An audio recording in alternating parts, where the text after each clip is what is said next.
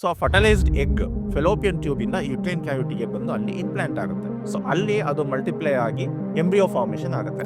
Menses miss ಆಗಿ ಒಂದು weak cross ಆಗಬೇಕು, ಅವಾಗ ನಮಗೆ ಅಲ್ಟ್ರಾಸೌಂಡ್ ಅಲ್ಲಿ ಪ್ರೆಗ್ನೆನ್ಸಿ ಎವಿಡೆನ್ಸ್ ಕಾಣುತ್ತೆ. ಸೊ ಗೆಸ್ಟೇಷನ್ ಸ್ಯಾಕ್ ಕಂಡಾಗ we can tell okay pregnancy ಇದೆ, ಗರ್ಭಕೋಶದಲ್ಲೇ ಇದೆ, ಇಷ್ಟು ವೀಕ್ಸ್ ಆಗಿದೆ ಅಂತ ಹೇಳ್ಬೋದು. ಬಟ್ ಅದು ನಾರ್ಮಲ್ ಅಬ್ನಾರ್ಮಲ್ ಅಂತ ನಮಗೆ ಬರೀ ಸ್ಯಾಕ್ ಕಂಡಾಗ ಹೇಳಕ್ಕಾಗಲ್ಲ.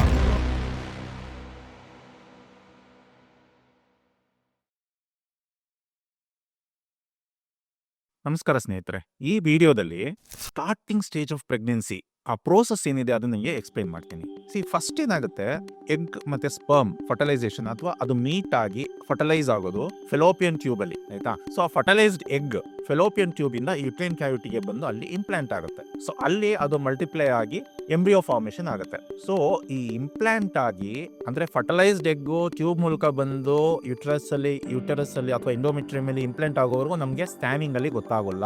ಸೊ ಸ್ಕ್ಯಾನಿಂಗ್ ಅಲ್ಲಿ ಗೊತ್ತಾಗೋದೇನೆ ಈ ಫರ್ಟಲೈಸ್ಡ್ ಎಗ್ಗು ಡಿವೈಡ್ ಆಗಿ ಒಂದು ಸ್ಟೇಜ್ ಬಂದಾಗಷ್ಟೇ ನಮಗೆ ಸ್ಕ್ಯಾನಿಂಗ್ ಅಲ್ಲಿ ಗೊತ್ತಾಗುತ್ತೆ ಸ್ನೇಹಿತರೆ. ಸೊ ಅಲ್ಲಿವರೆಗೂ ನಮಗೆ ಸ್ಕ್ಯಾನಿಂಗ್ ಅಲ್ಲಿ ಗೊತ್ತಾಗಲ್ಲ. ಅಂದ್ರೆ ಬೇಸಿಕಲಿ ಮೆನ್ಸಸ್ ಮಿಸ್ ಆಗಿ ಒಂದು ವೀಕ್ ಕ್ರಾಸ್ ಆಗಬೇಕು, ಅವಾಗ ನಮಗೆ ಅಲ್ಟ್ರಾಸೌಂಡ್ ಅಲ್ಲಿ ಪ್ರೆಗ್ನೆನ್ಸಿ ಎವಿಡೆನ್ಸ್ ಕಾಣುತ್ತೆ. ಸೊ ಪ್ರೆಗ್ನೆನ್ಸಿ ಫಸ್ಟ್ ಎವಿಡೆನ್ಸ್ ಏನ್ ಕಾಣುತ್ತೆ, ಫಸ್ಟ್ ಒಂದು ನೀರ್ಗುಳ್ಳೆ ತರ ಫಾರ್ಮೇಶನ್ ಆಗುತ್ತೆ ಗರ್ಭಕೋಶದಲ್ಲಿ ಅಥವಾ ಎಂಡೋಮೆಟ್ರಿಯಂ ಅಲ್ಲಿ ನೀರ್ಗುಳ್ಳೆ ತರ ಫಾರ್ಮೇಶನ್ ಆಗುತ್ತೆ. ಅದನ್ನ ನಾವು ಗೆಸ್ಟೇಷನಲ್ ಸ್ಯಾಕ್ ಅಂತೀವಿ. ಫಸ್ಟ್ ಗೆಸ್ಟೇಷನಲ್ ಸ್ಯಾಕ್ ಆದ್ಮೇಲೆ ಅದ್ರ ಒಳಗಡೆ ಇನ್ನೊಂದು ಸ್ಯಾಕ್ ಫಾರ್ಮೇಶನ್ ಆಗುತ್ತೆ. ಅದು ಅಷ್ಟೇ, ಆ ನೀರ್ ಗುಳ್ಳೆ ಒಳಗಡೆ ಇನ್ನೊಂದು ಸ್ಯಾಕ್ ಫಾರ್ಮೇಶನ್ ಆಗುತ್ತೆ, ಅದನ್ನ ನಾವು ಯೋಗ್ ಸ್ಯಾಕ್ ಅಂತೀವಿ. ಅದು ನಮಗೆ ಅಲ್ಟ್ರಾಸೌಂಡ್ ಅಲ್ಲಿ ಗೊತ್ತಾಗುತ್ತೆ.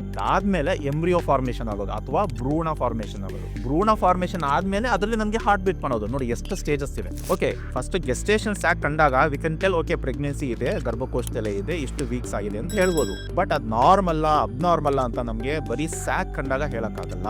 So till V see the heart beat, embryo ಕಂಡು ಹಾರ್ಟ್ ಬೀಟ್ ಕಾಣೋವರೆಗೂ ಸಹ ನಾವು ನಾರ್ಮಲ್ ಅಂತ ಡಿಕ್ಲೇರ್ ಮಾಡಕ್ಕಾಗಲ್ಲ. ಅದಕ್ಕೆ ತುಂಬಾ ಸಲ ಏನಾಗುತ್ತೆ, ಓಕೆ ಮೆನ್ಸಸ್ ಮಿಸ್ ಆಗಿ 3-4 ಡೇಸ್ಗೆ ಬಂದಿರ್ತಾರೆ ಅಥವಾ 1 ವೀಕ್ಗೆ ಬಂದಿರ್ತಾರೆ, ಆಗ ನಮಗೆ ಬರೀ ಸ್ಯಾಕ್ ಅಷ್ಟೇ ಕಾಣುತ್ತೆ. ಅವಾಗ ನಾವು ಫಾಲೋ ಅಪ್ ಸ್ಕ್ಯಾನ್ ಸಜೆಸ್ಟ್ ಮಾಡ್ತೀವಿ. ಆಫ್ಟರ್ 1 ವೀಕ್ ಇನ್ನೊಂದ್ಸಲ ಸ್ಕ್ಯಾನ್ ಸಜೆಸ್ಟ್ ಮಾಡ್ತೀವಿ. ತುಂಬಾ ಸಲ ಕೇಳ್ತಾರೆ, ಸರ್ ಯಾಕೆ ಮತ್ತೆ ಫಾಲೋ ಅಪ್ ಸ್ಕ್ಯಾನು, ಪ್ರೆಗ್ನೆನ್ಸಿ ಇದೆ ಅಂತಾನು ಹೇಳ್ತಾ ಇದ್ದೀರಾ, ಮತ್ತೆ ಫಾಲೋ ಅಪ್ ಸ್ಕ್ಯಾನ್ ಹೇಳ್ತಾ ಇದ್ದೀರಾ ಅಂತ ಕೇಳ್ತಾರೆ. ಅವಾಗ ಏನಂತಂದ್ರೆ, ಓಕೆ ಪ್ರೆಗ್ನೆನ್ಸಿ ಇದೆ, ಬಟ್ ಅದು ನಾರ್ಮಲ್ ಅಬ್ನಾರ್ಮಲ್ ಅಂತ ನಾವು ಕನ್ಫರ್ಮ್ ಆಗಿ ಸ್ಕ್ಯಾನ್ ರಿಪೋರ್ಟ್ ಅಲ್ಲಿ ಹೇಳೋಕ್ಕಾಗೋದು when we see the embryo and heart beat. So heart beat ನೋಡೋಕ್ಕೋಸ್ಕರನೇ ನಾವು ಫಾಲೋ ಅಪ್ ಸ್ಕ್ಯಾನ್ ಹೇಳ್ತೀವಿ ಸ್ನೇಹಿತರೆ. ತುಂಬಾ ಸಲ ಏನಾಗುತ್ತೆ, ಪೇಷಂಟ್ಸ್ ಏನ್ ಅನ್ಕೊಳ್ತಾರೆ ಅಂತ, ಆಕ್ಚುಲಿ ಇದು ಏನಕ್ಕೆ ನಂಗೆ ಗೊತ್ತಾಯ್ತು ಅಂತಂದ್ರೆ, ಒಂದು ಪೇಷಂಟ್ ಅಂತ ಹೇಳ್ತಾ ಇದ್ರು, ಸರ್ ನಮ್ಮ ಊರಲ್ಲಿ ಒಂದು ಸ್ಕ್ಯಾನ್ ಮಾಡಿದ್ದೆ, ಅವರು ಸುಮ್ಮನೆ 2-3 ಸಲ ಸ್ಕ್ಯಾನಿಂಗ್ ಮಾಡ್ಬಿಟ್ರು ನಮ್ಗೆ 2ನೇ ತಿಂಗಳಲ್ಲಿ ಅಂತ. ಆಯ್ತಮ್ಮ ಕೊಡಿ ರಿಪೋರ್ಟ್ಸ್ ನೋಡೋಣ ಅಂತ ನೋಡ್ತಾ ಇದ್ದೆ. ಅವಾಗ ನಾನು ಫಸ್ಟ್ ಸ್ಕ್ಯಾನ್ ರಿಪೋರ್ಟ್ ಅಲ್ಲಿ ಪಾಪ ಗೆಸ್ಟೇಷನಲ್ ಸ್ಯಾಕ್ ಅಷ್ಟೇ ಕಂಡಿದೆ, ಹಾರ್ಟ್ ಬೀಟ್ ಇಲ್ಲ. ಸೊ ಅದನ್ನ ಕನ್ಫರ್ಮೇಷನ್ಗೆ ಅಂತಾನೆ ಅವರು ಫಾಲೋ ಅಪ್ ಸ್ಕ್ಯಾನ್ ಹೇಳಿದ್ರೆ what they have done is correct. But ಇವ್ರಿಗೆ ಅದು ಅರ್ಥ ಆಗಿಲ್ಲ. ದೆನ್ ನನ್ಗೆ ಅನ್ಸಿದ್ದು, ಓಕೆ ಇದ್ರ ಬಗ್ಗೆ ಒಂದು ವಿಡಿಯೋ ಮಾಡಿದ್ರೆ ಜನರಿಗೆ ಒಂದು ಅವೇರ್ನೆಸ್ ಬರುತ್ತೆ, ಏನಕ್ಕೆ ರಿಪೀಟ್ ಸ್ಕ್ಯಾನ್ ಹೇಳ್ತಾರೆ ಸ್ಟಾರ್ಟಿಂಗ್ ಅಲ್ಲಿ ಅನ್ನೋದು ಅವ್ರಿಗೆ ಗೊತ್ತಾಗುತ್ತೆ ಅನ್ನೋ ದೃಷ್ಟಿಯಿಂದ ನಾನು ಈ ವಿಡಿಯೋ ಮಾಡಿದ್ದೀನಿ ಸ್ನೇಹಿತರೆ.